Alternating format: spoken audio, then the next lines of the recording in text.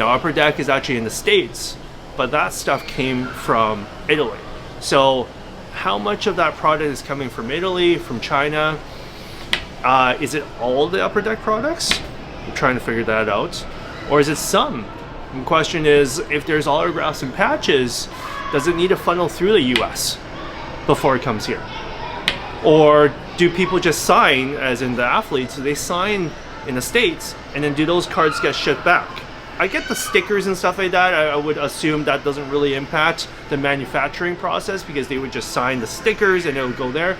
But when it comes to hard signed items, you need the physical card before they can actually sign. Because whenever you see videos of these athletes signing cards, yeah, they receive a shoebox, yeah, with all the cards laid out already, so they've yeah, already been produced. Yeah. And now these guys basically just sign and send them back, and I'm assuming they send them back to their US facilities where they get repackaged. So that's the key though. That's what I'm Do they send it back to US facilities or do they send them back to Italy? Or is something going to change in the next little while because of all this? Yeah.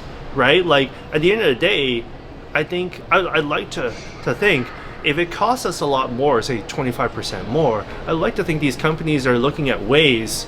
We're talking international trade right now. They're looking at ways to make it cheaper for us as well, because if it's more expensive for us, we're going to buy less. Clients are going to buy less. Shops are going to buy less because we're anticipating that clients are going to buy 25% less. How much do we buy, right? Because when we're buying stuff, we're not buying it on release date. We're buying it pre-sale 6 months before, 9 months before it releases. Now, what does it look like 9 months from now? We don't know. We don't even know what tomorrow looks like. We don't even know what next week looks like. So it's interesting times. I think 2025 will be a year to remember in the history books. Yeah, but at the same time, again, when it comes to cards, I see a positive. When I look at companies moving over from the States, as in having a Canadian distribution, I can see that as a positive. We need that in Canada. I think a lot of the big companies in our industry were hesitant to move to Canada because they didn't really need to.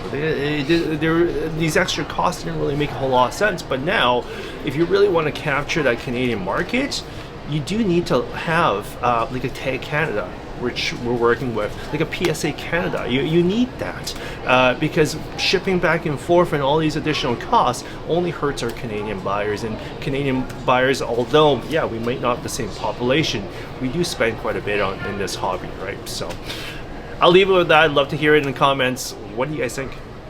What's going to happen? How is it going to impact you in the hobby? How is it going to impact just everyone in the hobby?